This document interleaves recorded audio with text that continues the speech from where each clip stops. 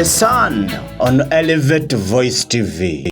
Alright, thank you so much for watching Elevate Voice TV, and we are back here with The Sun. We are very, very happy for you guys, for you all people who are watching us, who are sharing our videos, who are really commenting, and those who are really liking.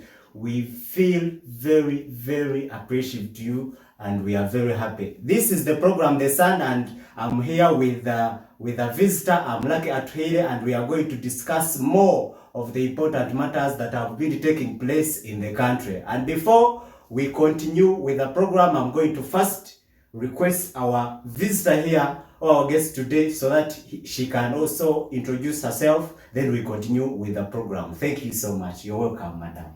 Thank you so much, the moderator, Mr. Lucky. I'm so delighted to be here at Elevate TV. It's really a pleasure. I'm called Ms Chepkwemoi. Thank you. Okay, you're welcome. And I'm very happy to see you once again. The other time we are discussing many matters. We have been talking about culture. We have been talking about most especially things that are really trending in Africa, and most especially in Uganda. So today we are going to talk about things that are really puzzling the people of Uganda, because there are many issues that are not being addressed by the government, and the people assume that these things are being taken as small things according to the government.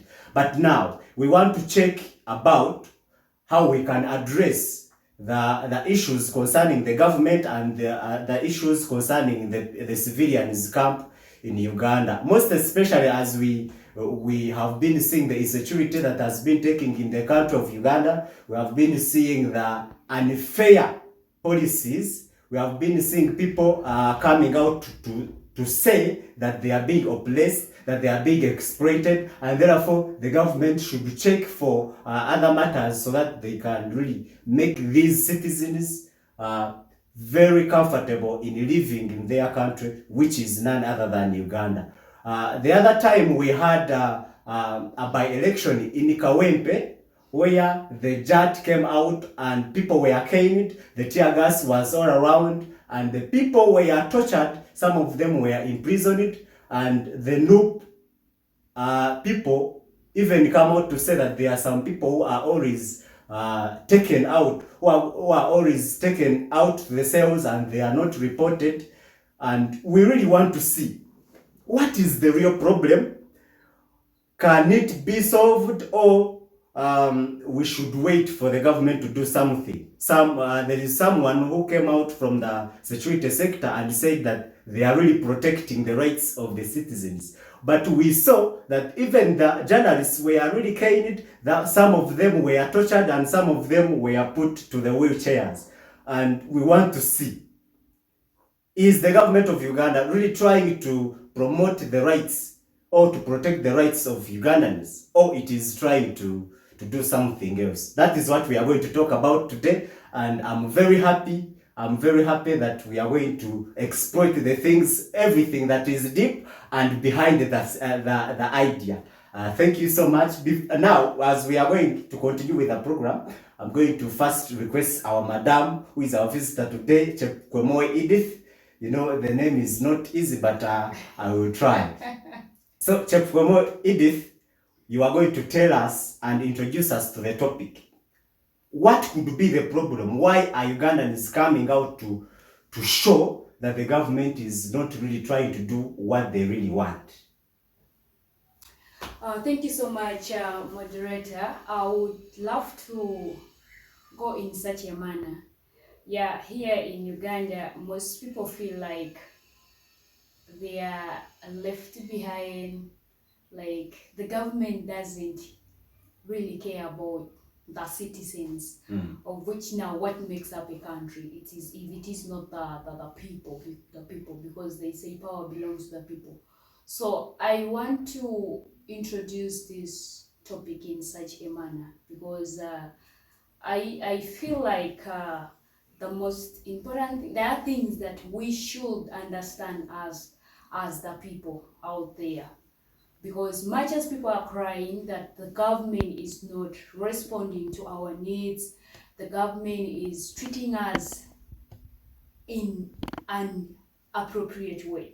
Yeah, correct. There are things we see, we watch them, and yeah, we have talked about the Kawempe elections, which just took place recently. We all saw what happened. But then when you ask the government official, like something of that kind, someone might tell you that we were trying to protect the people, the citizens, because we foresaw the things, the situation, and so then what then are the roles of the government if not to make sure that the people, the public is kept well, like the security is okay? Because in most occasions you realize that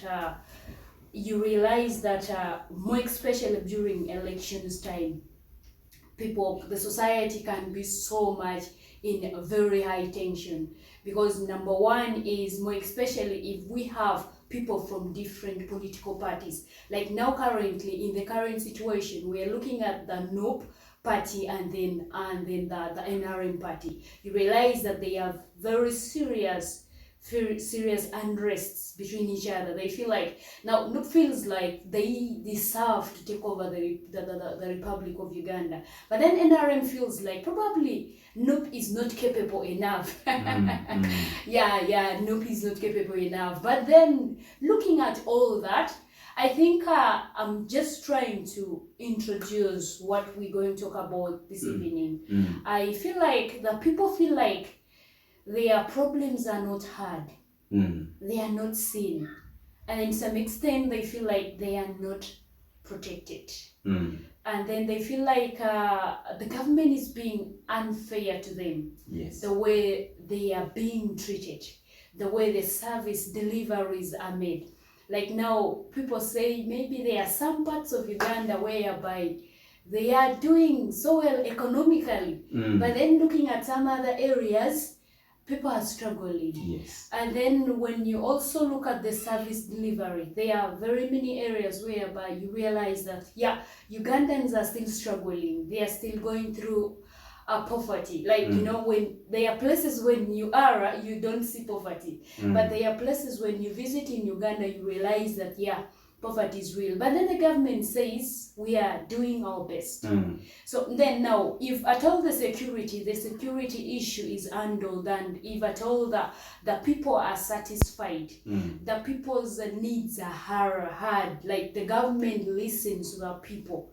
Like now, the kind of leadership we have in Uganda, like people have their own different views, like the way they view, and someone, like when you go to social media and you look at the comments and see what people say about the government of Uganda, and you realize that there are people who say that the government is really trying, like really trying to make sure that the citizens are okay, but then the citizens of Uganda themselves, they feel like, no, I think it is not enough. Like our burdens or our challenges, the government is not really responding. Now, when it comes to issues of security, you realize that the security aspect of it, I look at it as like it is very technical. Like even sometimes when the government comes out, and for instance, when it comes to issues of demonstration, we can have a demonstration, but it should, if at all,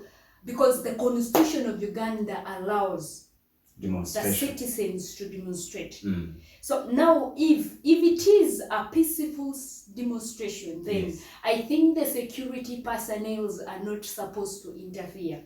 But then they are supposed to come in and ensure that people who are demonstrating are offered good security, like maybe movements along the road, so that you avoid those accidents and all that. But then now, looking at the bit of it whereby the security personnel are beating up people, and the citizens feel like they are not treated fairly. Like the government is being unfair. So now, that is just some kind of introduction, because now I have talked about we have different camps, political parties, and I think that is one of the biggest thing that triggers very many people. I would use that word, it triggers people, because now you realize that even in parliament we see opposition, and we have seen this opposition in various platforms and various leadership spaces. So even looking at Kenyan politics, you've seen what has been transpiring there. Yes. You had the president, the vice president was impeached, and now I think it takes us back to, like, because we can't, personally, I was still trying to look at the reason why the vice president of Kenya, His Excellency Gachagua, was impeached. So looking at all that, the information that people can really get, like, you know, in politics, like politics language, someone can be like, he was not performing. He was a out performer, like he wasn't doing what was required of the vice president. So then now when you come to Uganda here, you realize that things are way different, like the way we do things. I think I've not had anything to do with the impeaching in Uganda. True. But then it was one of its kind. It was one of its kind. But then I think, because now when you look at all that, all the things came in after when Kenyans had a demonstration. Yes. You see, when Kenyans have a demonstration, theirs is very, very, very cruel. Like those people are very unscary. Like even if the police come, how it's not like us here in Uganda. In Uganda, policemen come. So now, before you continue further, because as we can see, when these tragedies come to happen, the government, let me say the security sector, will come out to assume that they are defending the people, but they are defending the people in a way that they are putting them into hospitals, that they are heavily caning them. They use tear gas. But I think, for example, that one that happened in Kawepe, it was not like a demonstration, because it was a campaign. So should I think that the government is trying to hide something? And why do the people continue to say that the government is not really trying to do what they want? Is it that the people are being misled, or there is something that is happening? Or is the government doing something that can really make these people comfortable so that we can live in a free country? Okay, thank you so much. I think now what brings all that is looking at the state of the country right now. When you look at Uganda, a life is quite expensive. Like it is expensive. Yes. I think way back when I was still just a baby, like those days when I was just like 5 years old, a kilo of sugar was 2,000 Uganda shillings. Yeah. So then it kept on increasing. So currently it is at 5,000. And those are some of the things which are very essential. Very essential. Yes. Now, looking at that kind of price, life is expensive. First of all, taking you back somewhere. Then looking at the PDM money which the president was giving out to every family or every individual or something of that kind, 1 million Uganda shillings, that someone can begin a project or something of that kind. That money is way so small, because now the economy is very expensive, life is very expensive, everything is very expensive, even the corruption itself is at climax. Yes. Now I think now what brings all this unrest in the country is people feel like we are living in a country whereby we are not satisfied, because now the graduates are very many. We are very many. They are floating everywhere. Chambogo graduates about 10,000 students, Makerere, all these public universities, and we have very many private institutions which are also graduating. But then unfortunately we do not have opportunities for those people. Now what happens is corruption is at its climax.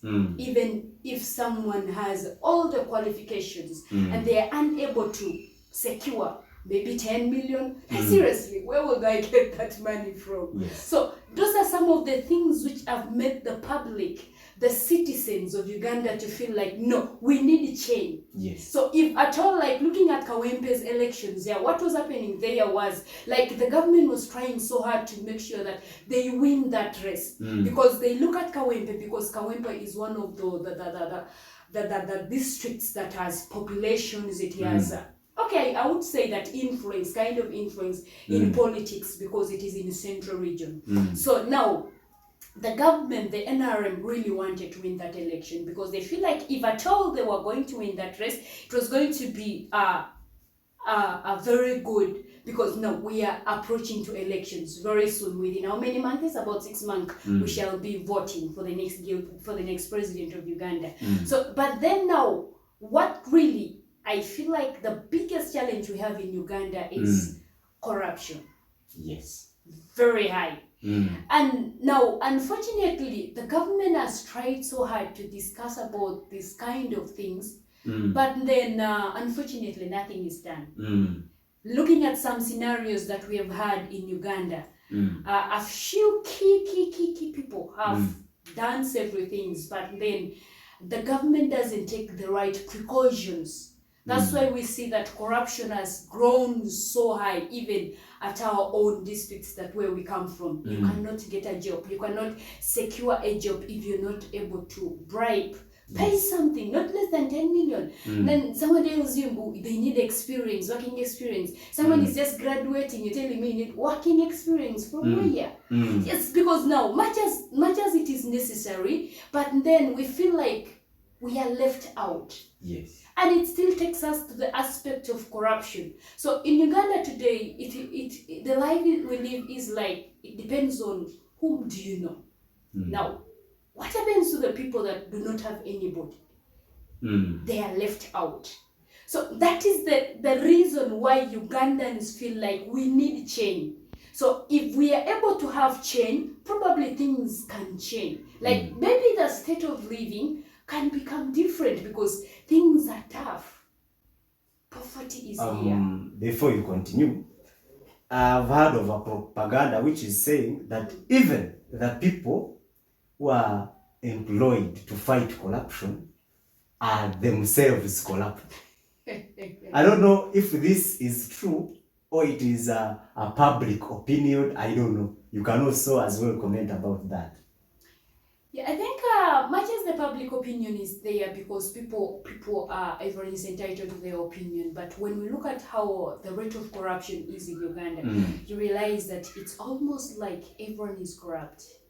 Because now, looking at the LRC5 district, LRC5, those people, okay, the amount of money, their salary is a bit low.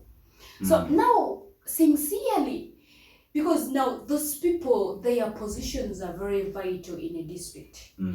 But then if at all their pay is low, so everyone feels like the best way they can have enough in that position is through corruption. So, and yet those are the people who are supposed to fight for people's rights. Looking at the cow, but I saw something lately that they're going to increase their salary to about how much. I was seeing it somewhere. So, but then now, the people who are supposed to fight for the people's rights are the people who are more corrupt. But do you think, even if their salaries are increased, corruption will reduce? Because when a person is used to some side money, that money that comes from under the table, I don't think if you increase the salary, the change will be there. Anyway, I don't know. I think that the government should introduce new mechanisms. Because now, okay, like when you look at right now, the Republic of Uganda, like what the president is doing right now, you feel like he has the energy, the way he's trying so hard to get rid of corruption. Yes. So many Ugandans ask themselves, what has the president been doing for the past 35 years that he has been in power, yet the Ugandans have been complaining about such things of corruption all along. That now at his late times of service, he's trying so much to make sure that corruption is dealt with.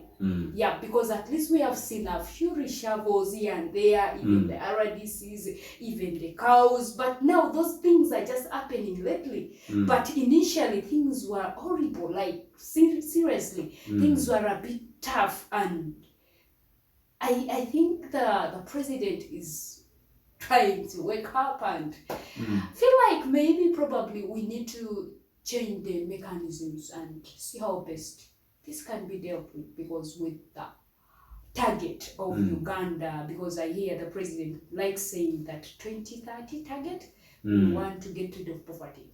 But the state of living right now, my friend, 2030 we are still. But do you think, because there is something that is really spreading around Uganda actually, mostly especially among the youth, where these MPs, is it NRM MPs, who were given 100 million to change something in the constitution? I don't know if you heard about that, but according to what was done, in relation to what the people want and what the government wants, do you think that is fair? Now, looking at that money that was given to the members of parliament, 100 million shillings, I was still trying to really get the valid information, whether it was true, because I saw it somewhere. The parliament of Uganda was posting in their spaces that it was not true. But then, if at all it is true, it can either be good or bad. Because number one, maybe the government, maybe the president of Uganda was just trying to appreciate his MPs for the work well done. You get, everyone deserves a motivation. Like, if you feel like motivated and appreciated for the service delivery, as like sometimes as a parent, like there are instances, maybe you do something and your daddy is like, your father is like, oh, well done, gives you some car, 100 kbs, like, you deserve something. So I feel like maybe the president was trying to maybe appreciate the MPs for good representation, and then number two, probably because now the season of politics is coming and as a strategy. But I am sure probably he was just appreciating them because the term of office is coming to an end. And then probably not all of them are going to make it back to the house. So maybe it was just one way of him saying thank you to the MPs for the work well done in representing him in their constituencies. Then now, now looking at it again in another aspect, we have so many needs in Uganda. Like we even lack better hospitals and all that. So some Ugandans be like, if it is true that the government of Uganda was able to give out 100 million Uganda shillings to each member of parliament, how much is that money? Someone had totaled it and then it was around 53 billion, something of that kind. So you realize that that is a lot of money that we would have, like the government would have invested in something. Maybe I hear the state of Mulago Hospital is not very good, like as it is supposed to be. So if at all that money was even taken to Mulago Hospital, I may make sure that we improve on the health sector, because I feel like health is very paramount. Like you see, when you see these people, these key people, when they fall sick, you see them, they're taking them to where UK, all that. Yet, if at all we can be able to have such kind of services here in Uganda, we will be doing very many developmental things, because now we have we have the capacity. That money was way too much. 53 billion shillings can do a lot more, especially in the health sector. And maybe because we have very many things in Uganda that we are still lagging behind. When you look at other countries, you feel like they have gone far. Okay, we're just good in the security aspect. Huh? And you see where we come from, some of us parents, we are voting for Mzee because we are sleeping. We can sleep, we can eat the food. But it is way beyond that. If at all the government is able to at least do more. yeah, we appreciate what they are doing, but we feel like there is still need for them to do more. Because there's one politician whom I liked his statement. He was saying that there is something bigger than just peace. There is something bigger than just peace. Always sleeping, but you don't have a job, you don't have money, you don't have food, you are not, when you become sick, when you go to the hospital, they only give you Panadol. That is not the only peace that we want. We want peace that can make us really live freely in the country. Anyway, that is really good. But for the issue of 100 million, we heard about it, where the MPs were supposed to sign a bill to allow the president to try these people, like the Besigye group, to try them in the military court. But we shall continue and talk about that maybe later in the coming programs. But for now, we have talked about corruption. So does it mean that that 100 million is not very clear? Because some people were saying that they were giving that 100 million because they are appreciating the MPs. And then in a way that because they signed the COVID bill.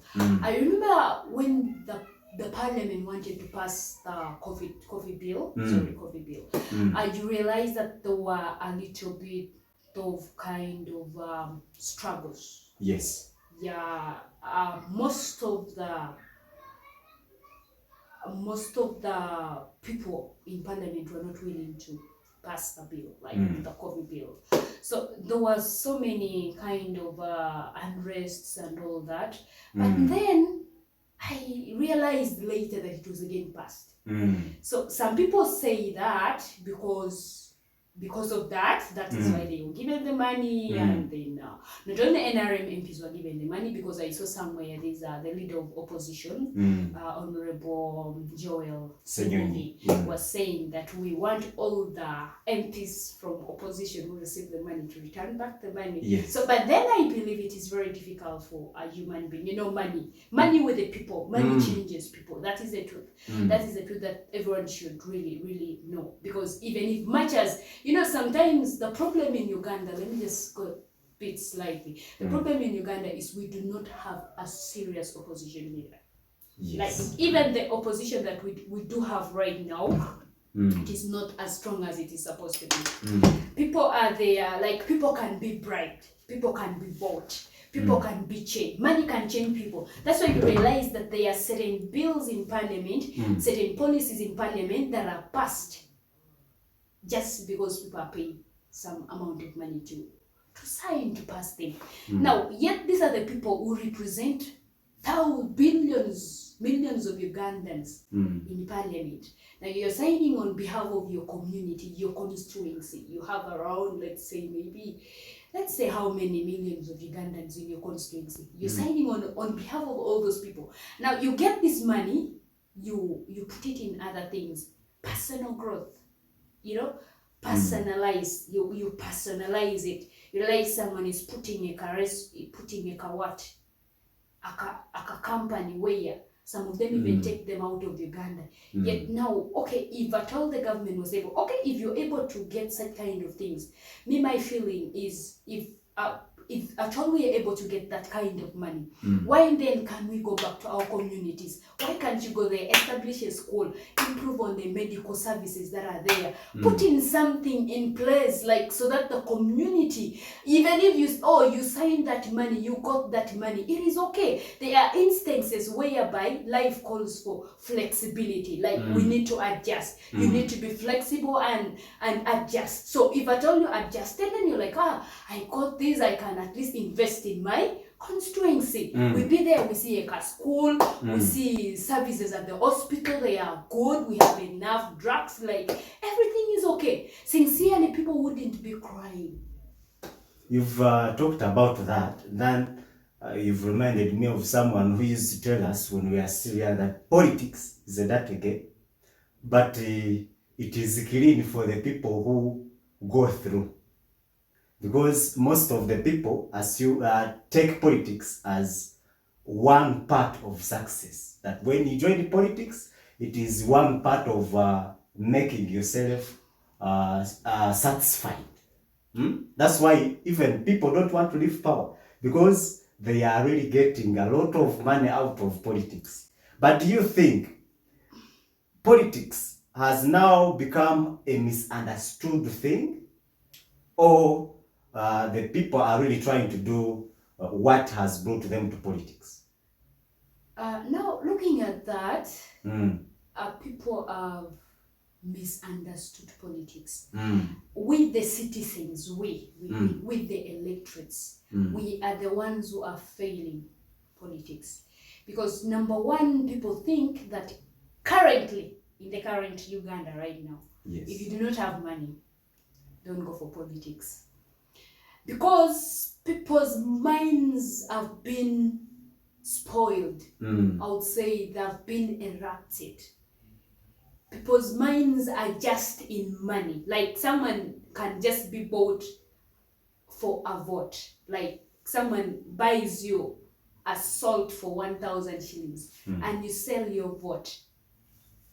Just, you see some members of parliament, they are giving out money, 1K, been following those things. Then you're like, but sincerely, you're selling your right because you have the right to vote for your best candidates and you feel like they can deliver. So now politics have been manipulated. People do not understand what politics now. Nowadays, anyone can just go for politics as long as you have money. Leaving about even whether someone is passionate about, because leadership is a passion. Leadership is a gift. Not everyone is a leader. That's why you see, when you see these members of parliament, not all of them are leaders. Some of them are just there for money. And most people are, and most people who are passionate about leadership don't go through. Because sometimes you're not even financially stable, but you have the ideas that it can help you to build your constituency. But the problem is people are so money-minded. Whereas sometimes when I hear people crying about service delivery, because it begins from our representatives, because number one, the president can't really move to all these constituencies. Now, if the president moves, what are the responsibilities of the MPs? Then we do not need to have them. Because now, we have 3 representatives from the district. And I ask myself, what are they even doing? Why would we have 3? For what? And districts are becoming many and very many. Yet even one person can represent. Maybe for gender equality, we would say maybe 2. 1 female, 1 male. So you ask yourself now, what is this? And then you want to go back to the constituencies. People are doing badly. They are those who have been in parliament. They have never said a word. Theirs is just to be there when they are passing policies. Theirs is just to put up the hand, and only sign for money. And only that. And then, unfortunately, these same people have the energy to give back, to take back that person to parliament, just because of money. Me, if I will tell people, I'll tell people, eat the money and vote the right person. Like someone with the ideas, someone who can move your constituency. I believe that even if, much as the president plays a crucial role, but I believe that even our representatives, these other leaders we have from LSC 1, LSC 2, LSC 3, LSC 5, member of parliament, those councillors, because we have very many councillors, but they have skipped the councillors. So you realize all that structure in a district, it is very well enough for a district to be in a good state, if at all right leaders are voted to power. You've talked of, I've seen 3 main things that we should get note of. You've talked of people who go to, like if you are becoming an MP, you become an MP because you have money. Exactly. You are able to bribe the voters and they vote you. You don't have the passion. Most people come because they have money and they want money. It is like business. Most people come because they want respect. They want to say, Lucky is the MP of this. And other people are there just, they are not interested in money, but they come to politics because of passion. And you've said that most of them fail to pass through because they don't have money. My friend. And now, what I want to see, is it that the problems that are affecting the Ugandans is the people they vote? Because now, when Museveni, His Excellency Yoweri Kaguta Museveni is saying, is the other place developed? I think the MPs say, yeah.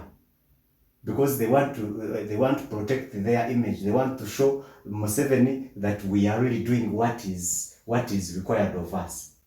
And you will see that the services that were supposed to put in that constituency, those services will not be put because the MPs are not doing their great role, or even the ministers. Because when the supreme leader, who is none other than Museveni, chooses you to be a leader, you must make sure that you protect your image so that the next time you can be given another opportunity.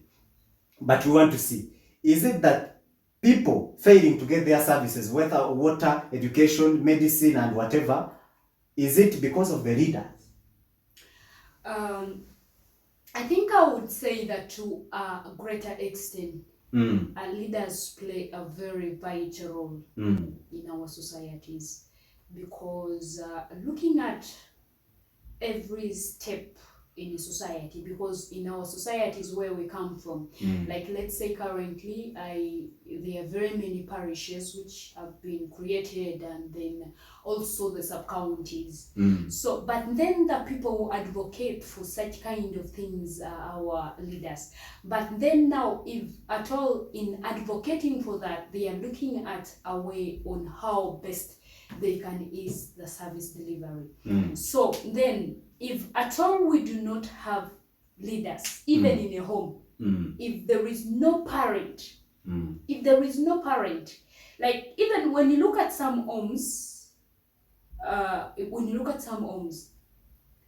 the home where the parents are very, like, you know, they are informed, let me use that, they are informed.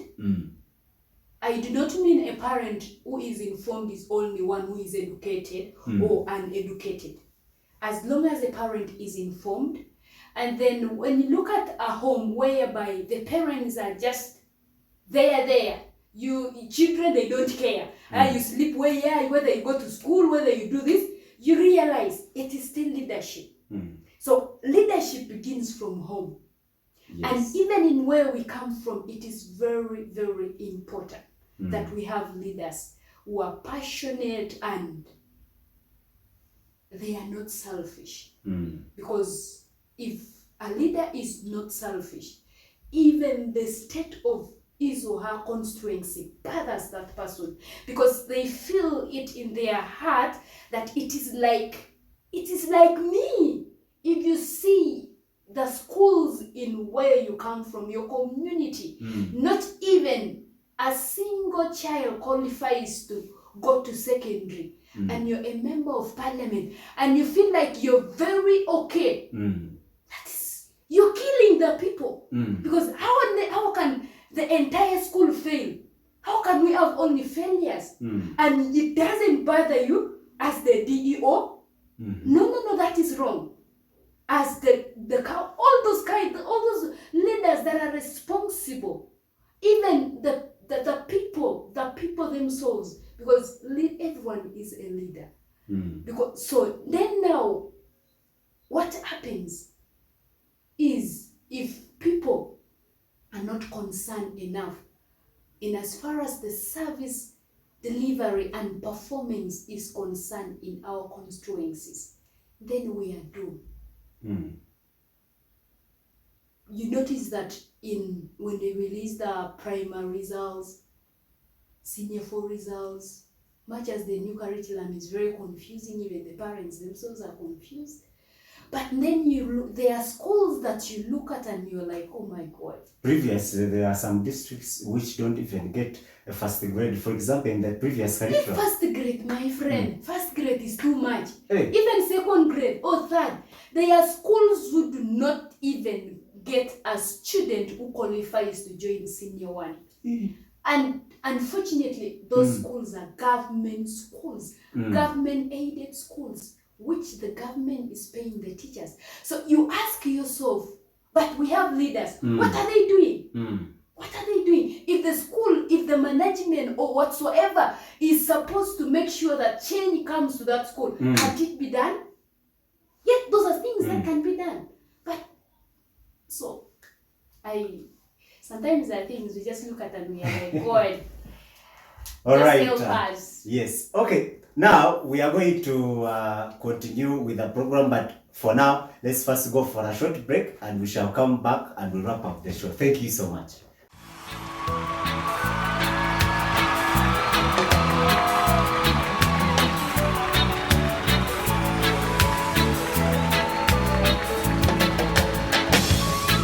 The Sun on Elevate Voice TV. Thank you so much. Welcome back from a short break. And we have been breaking through a lot of things that are really affecting the civilians camp, or what we call the usual people, the common people. Why are they saying that the government is not doing what is required of it so that they can live freely in their country? Now, we want to see how can the government address all these challenges? How can it address all these shortcomings that are really making the people to think that the government has not done anything so that they can live in their free Uganda? So we are going to talk about that. Then we wind up with the program. Thank you so much. Oh, thank you so much, moderator. I want to just put across a few things in as much as how best then can the government address such kind of challenges, the complaints from the citizens, the people of Uganda. I feel like number one, leaders should be empowered. Yes. I do not mean, you see now, the government so much focuses on the bigger positions, looking at maybe the member of parliament, they feel like they are empowered enough. But my point of interest is, the kind of empowerment that I'm talking about is the leaders that we have mostly at home. For instance, the LSC1, LSC2, LSC3, the councillors, and the LSC5. Those people should be empowered, both financially and also via skilling them with different kind of this kind of like we have workshops and all that. I rarely hear LSC1s going for workshops, and yet they are very vital. Why do I say that? Because they play a role in our villages, because I believe everything begins from the village. Yes. If a village is well equipped, parish is well equipped, sub-county also grows. Because if one village is okay, if my village is doing well, as the LSC1 of my village is doing well, even the other LSC1 is doing well, even the other LSC1 is doing well, I feel like it will make work very easy for the representatives of maybe parish level, sub-county level, and going upwards, because the major thing begins from the roots. Because I feel like the roots are very important. That's why people say that when you want to begin a business or when you want to begin up something, it is very difficult, because that is where that is your starting point.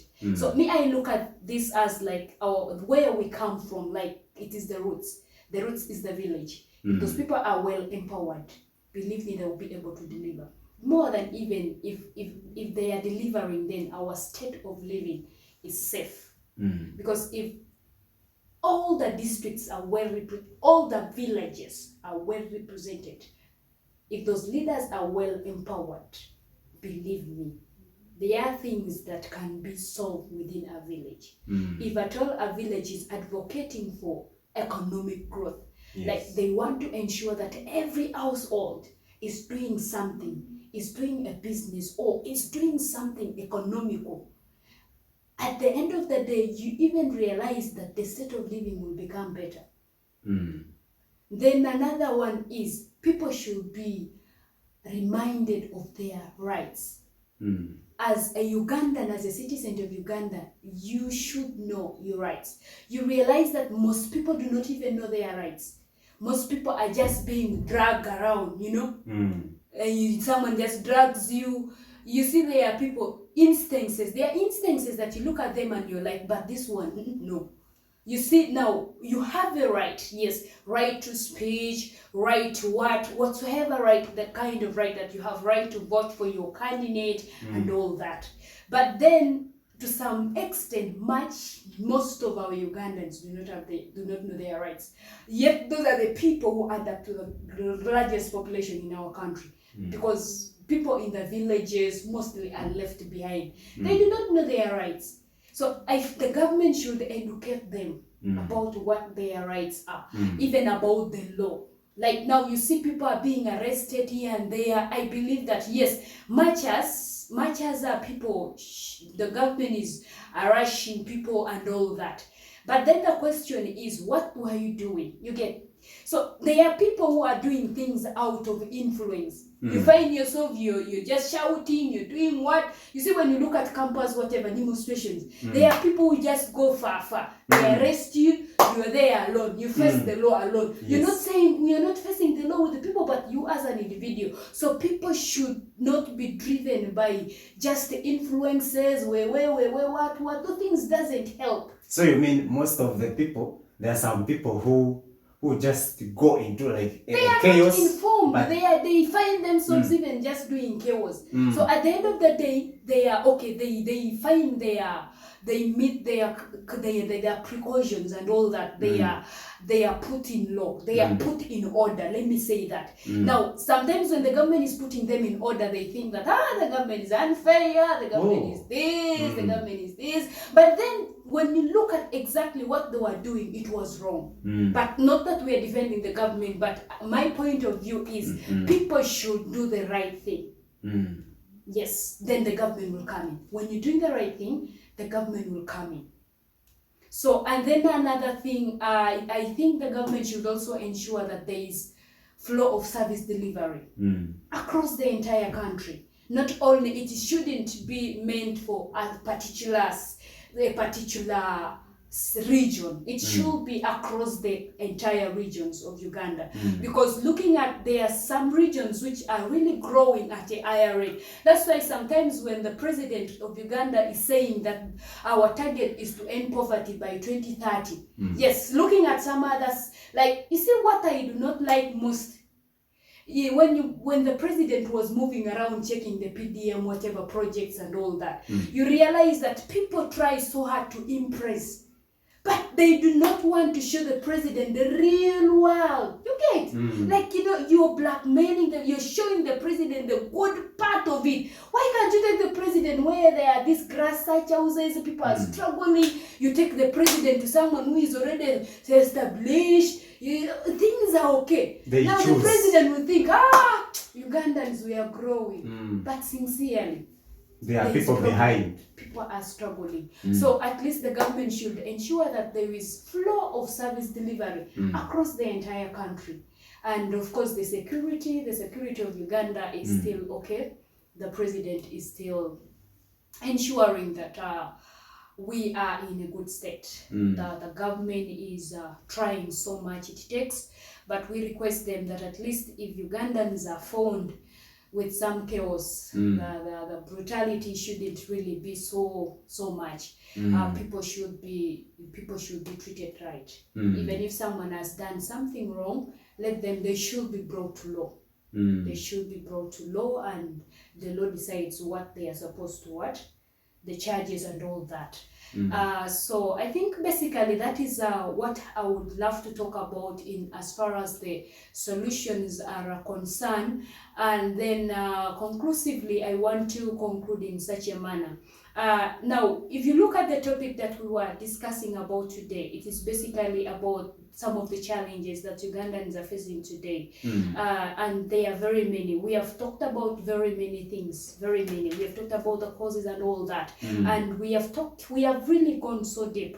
And I want to say that it is just, this topic has come in a right time and the timing and all that. Looking at the situation right now, we are heading to politics. Yes. Like no, right now we have hot politics. Everyone wants to be in parliament, you know. Everyone wants to be an NRM flag bearer.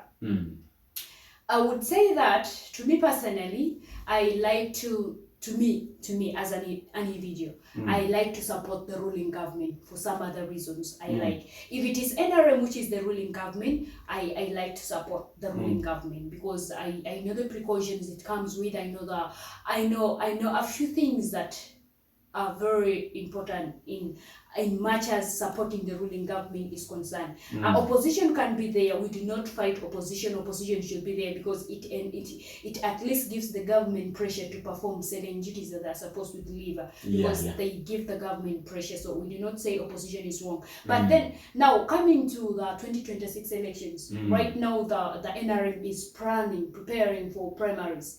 I am told the primaries for members of parliament is going to be on July, I think around 14th or 16th, something of that kind. So you realize that people are really, even they that are in power and they were not performing. My friend, people are in the village. They are pouring money, they are doing what it takes. But yet this is a person who has not been in the constituency for the past 4 years. From the time they were elected. The only thing they did was to organize for a winning those parties celebration. After the celebration, they took off. Their contacts are not reachable. They are not accessible. They are nowhere to be seen. Didn't they go to represent the people in parliament? That is the question that people should ask them. Even now, when they are now in serious campaigns, people should ask. Actually, those people should be tasked to come and tell the people that what did you, for the past 5 years, what have you achieved? Yes, lay your manifesto. What did you do? As the member of parliament who has been in power for the past 5 years, tell the people of the community, yes, you voted me this, you voted me in 2021, I was able to do this and this. Now, when you vote me again, I am going to be able to do ABCD. But I've seen many people say this, they continue talking about the same things they came with the last time they were requesting for votes. Now, that one is supposed to be answered by the voters, the electorates. Like, sincerely, we shouldn't cry for 5 years. Yet, these are some of the things that the leaders that we vote, service delivery is very low. I do not mean all these MPs. They are MPs. When you look at their constituencies, you feel like this person is performing. They are there. We do not say all of them. But there are those in certain constituencies, you be like, but God, why? Why do you give us that kind of leaders? Because seriously, leaders are supposed to be compassionate people. People who are compassionate. People who pity others, who feel the need for their societies. They feel like there is a gap here and I feel like something should be done. But unfortunately, those leaders are very few. And now, looking at their constituencies, they have performed. They have ensured that there is a hospital. There is an ambulance. You see, in some of these remote areas, you realize most mothers even died during the time of delivery. Why? Because they do not have ambulances to take them to the hospital. And you are very serious saying, yet those are some of the things that you can just lobby. It may not be so easy, but at least you can. You can try. For 5 years without an ambulance? And you also come back and say you also want what? They come back and say we are going to bring ambulances. Mothers are struggling. They are these places. Those are some of the things which are very essential. We keep losing people, not because of things that cannot be handled. Those are some of the things that are small that can be addressed. if really someone can really say that my constituency, we do not have an ambulance and mothers are dying, the roads are not accessible, accessibility is very poor. I see the Prime Minister, Right Honorable Nabanja, she has been performing, I would say that. But then, of course, she does it if at all your constituency is represented, if at all you're able to really raise your concerns and be like, my constituency, we are struggling, mothers are dying, we do not have good transportation and all this, and every other thing. Because now, so if at all they did not perform, why send such kind of a person to parliament? I hear some of them say, it was my first term, I was still learning for 5 years. Hey. My friend, you cannot learn for 5 years. We will say maybe the first year you're not able to do because maybe you had debts, you had what here and there. So we say, okay, fine, first year goes down, we excuse. Now beginning from the second year, can't you perform? Can't you do something for your community? So people out there, we want to encourage you to value your vote because your vote is power. Your vote means a lot. Your vote determines the future of your children. Your vote determines tomorrow. So this is the right time to choose your leaders wisely. Yes, if we are eating the money, we eat the money and we vote the right people. Period. Because when you're voting, when you're ticking, no one is there. Yes. No one is there. No one knows whom you voted for. So we want to encourage our citizens of Uganda as the season of campaigns draw closer, as 2026 elections come, we pray that God gives us the grace that we may be able to vote for the best leaders. They may not be so perfect, but the best leaders that will be able to listen to the tears of their people there who are struggling. Not leaders whom we vote and they come and just want to live a luxury life. Luxury is good, but then what happens to the people that you're representing? Doesn't it hurt you? Doesn't it disturb you? Doesn't it bother you? We do not want money. It's not all about money. There are leaders that think that if you give people money, it is worthy. It's not all about money. It's about service delivery. Establish something in your community. Let people know that at least, I'm planning to go to parliament. So let people know that at least when Edith was in parliament, she was able to do this. Like, you can even go and start saying, we achieved this, we did this, we did this. And at the end of the day, even the electorates will be happy. Even God who gave you that opportunity, be like, wow, my daughter, my son just performed so well. You've talked about the voters, but again, you can as well pose some advice to the government, most especially in the security, about these 2026 elections. Oh, by the way, very important also. We call upon the security department, like as we go to the elections period. I believe their major interest is, or their major responsibility is to ensure that Ugandans are safe. I think the rest we do not know. Maybe I feel like their major interest is to ensure that Ugandans are safe. And then number two, we have law and order. Like there is order everywhere. So if even much as they are going to call for order in these elections that are going to come, I pray that they do it in a peaceful way. Yes. They do it in a way with respect for humanity. When you treat someone brutally, when you do all the things that sometimes I see, I feel like it is against humanity. Yes. So the security out there, we still advocate and still request that as elections draw closer, much as the tensions are very high. Yeah, I believe tension is high. We are all praying. Like, this season we are praying to God. Like, we have leaders. And then the transition and the elections go successfully. The best candidate wins. So the security department should do their role, but not by inflicting pain in the citizens of Uganda. Yes. Because that is against the law and it's against the humanity nature. And also against God. The Bible does not encourage such. It doesn't. Even if someone has done a mistake, it's very important to bring that person in order, but in a right way. You can still put someone in order, but in a right way. Yes. But there are times when force is inevitable, like it is necessary.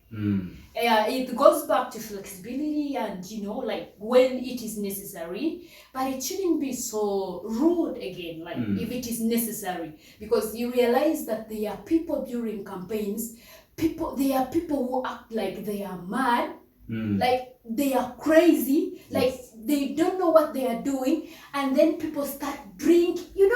I sometimes wonder what happens to people.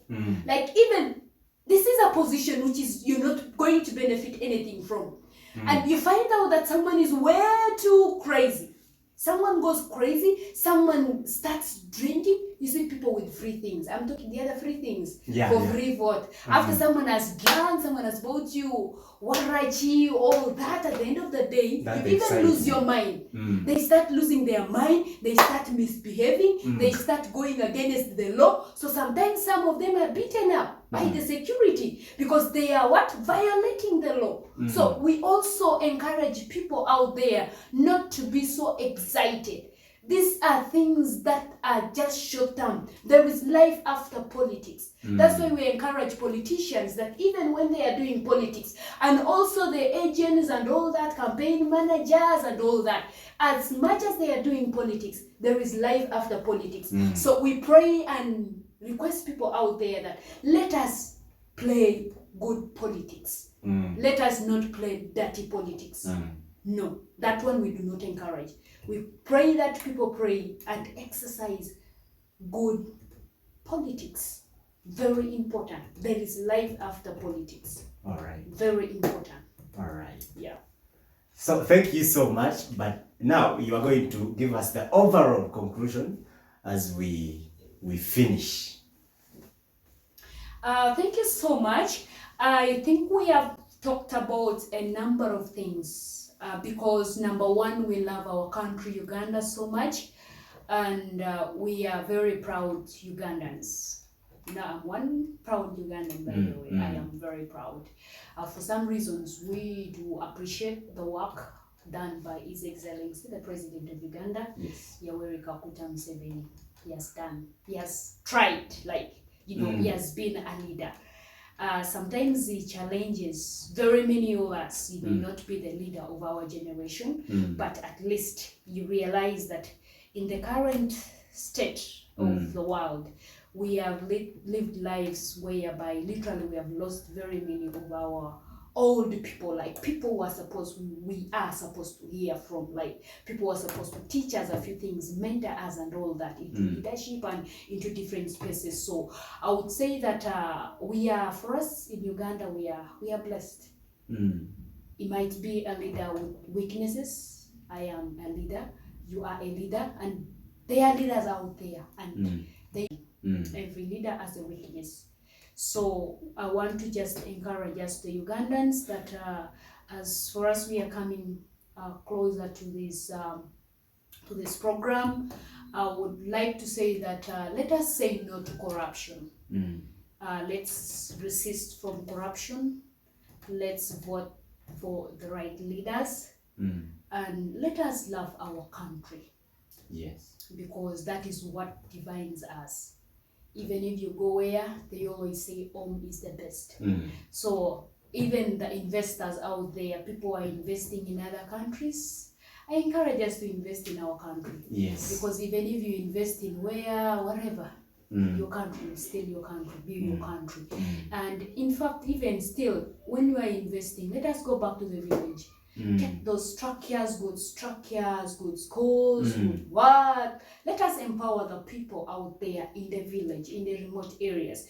See, the problem we have is people just come to Kampala, they want to, put everything in Kampala here. But then where they come from, my friend, it is alarming. The situations are alarming. So I would say that much as we are so much concentrating in Kampala, I believe there are so many services in Kampala, but I feel like even home there, if at all these services are taken back to our constituencies where we come from, our villages and all that, we all shall be in position to live a life whereby we feel like, I think we are a good. Security personnel, we appreciate them for the good work. Much as there are a few things that probably, if at all, the government is able to adjust in order to make sure that Ugandans doesn't feel threatened. You see, now when you talk about issues that we always have, like when people are demonstrating, people are beaten, people are what, Ugandans feel like they are threatened, their health is threatened. So they feel like they are insecure. So much as the government is trying to put order, to put the government or put the citizens of Uganda in order, I feel like they should do it in a proper way. I believe there is a way out. You cannot only put someone into order by beating them up, by inflicting pain in them, by doing what? Yes. You cannot only do that. You can still put people into order without even inflicting pain in them and let them face the law. Period. That is the most important thing. So it has been a very good moment to be here at Elevate TV. I encourage us to subscribe, to tune in, and also share our videos. Thank you so much, and I wish you all the very best. Thank you. Yes, she has said everything, but this is the program, The Sun, and we shall be continuing to serve you right away here at Elevate Voice TV, amplifying voices, inspiring the world.